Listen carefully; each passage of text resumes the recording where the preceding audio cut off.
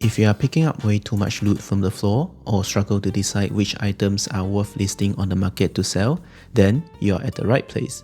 I went through the meta builds of 10 of the most powerful and popular builds in the game, 2 for each class, and compiled a database of all items that are needed for those builds. I then used the database to create a loot filter that filters out 99% of the useless loot, so you can spend more time blasting the game instead of playing Tetris in front of your stash. Before you start calling me a nerd, I have been using the loot filter and database for a couple of days, and they have made the game so much more enjoyable for me, and I believe it is going to change your life forever too. In this video, I am going to explain the ins and outs of the database and loot filter, including how it works and how to use it. First, let's talk about the builds that are chosen to go into the database. In order to come up with the list of builds, I cross-reference multiple tier lists on Maxroll to identify the builds that are consistently strong in high-level corruption, speed farming, and bossing. Then, to check for popularity, I then look at what builds are the streamers and content creators playing, as those tend to be the more popular ones. Finally, which is also the hardest part, is to limit the builds to 2 per class.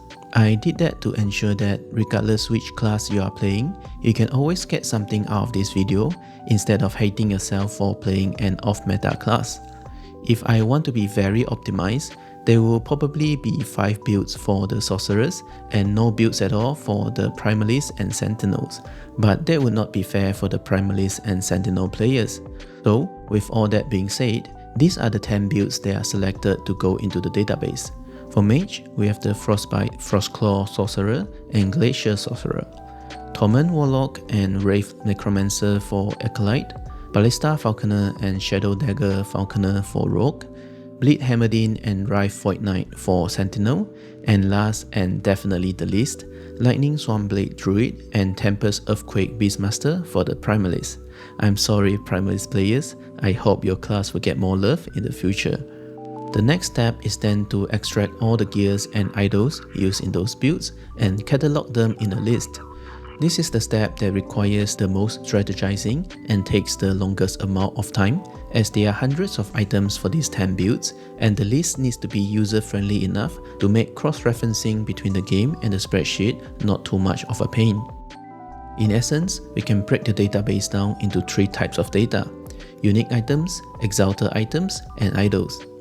For unique items, it is very straightforward as every unique item has a unique name that is searchable in both the spreadsheet and in-game. The only additional data needed is whether a legendary potential is required for the unique item to be useful in the build.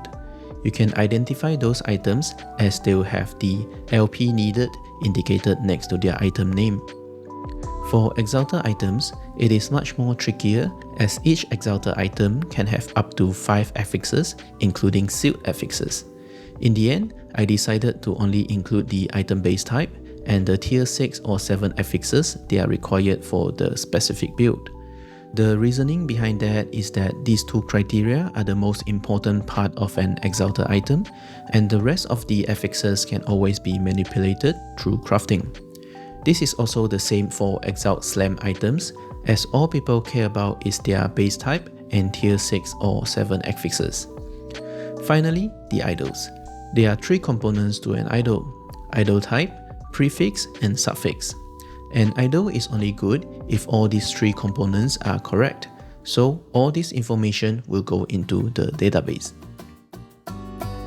Now that we understand what is in the database and how it is built, let's talk about how to make the data useful in a practical sense. Let's start with an easy but tedious one, the unique items. As mentioned earlier, the only way to identify a useful unique item is to search by its name. So that's exactly what we need to do because the in-game loot filter is next to useless in filtering unique items. To filter them manually, simply copy and paste the unique item name one by one into your stash tab, and you should be able to pull out all the useful uniques for your future builds or to be sold on the market. As for the unique items that drop in the future, you should have some vague memory on whether they are on this list or not, as you would have gone through the list once already. If you are unsure, just pick them up and do a search in the spreadsheet afterwards. As for exalted items and idols, there is good news and bad news. The good news is, unlike the unique items, we can make use of the loot filter to help us sift through most of the useless drops. As for the bad news, due to the limitations of the loot filter, not every item that passes through the filter is going to be good. Let me explain. As mentioned earlier, a good exalted item will need to have the right item base and right tier 6 or 7 affixes.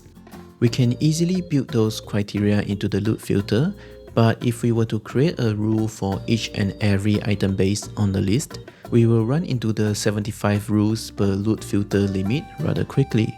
So, in order to work around that, items in the same family will have to share one rule slot.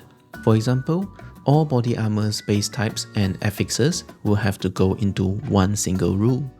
The good thing about doing it this way is that all items with the potential of being good will always pass through the filter, so we won't miss any good items. But the downside is that there will be some not so good items that pass through too, because they have a good item base and good affixes just with the wrong combination. So what it means is that you will still need to do the last layer of verification using the spreadsheet before keeping the item in your stash or selling it on the market. Just to clarify, the filter is still effective in filtering out 99% of the useless stuff. What you are verifying is only the last 1%. As for the idols, I have created one rule for all general idols where we only want certain base types and with 2 of the right affixes. Then another rule for class idols where it is not possible to limit it to certain base types. The same issue with exalted items will also exist here, where there will be idols with 2 good affixes but not in the right combination that passes through the filter. So once again, you will need to do your verification for the last 1%. If you want to use the loot filter, I will link the paste bin for it in the description. But before you use it, make sure that you add the rules that are relevant for your own build on top of the loot filter, including the rare affixes that you want to shatter to get the affix shards.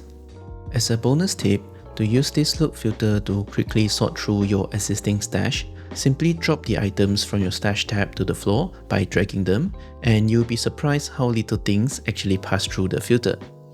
I will also link the spreadsheet with the database in the description as well, so feel free to download a copy and start using it to filter your loot.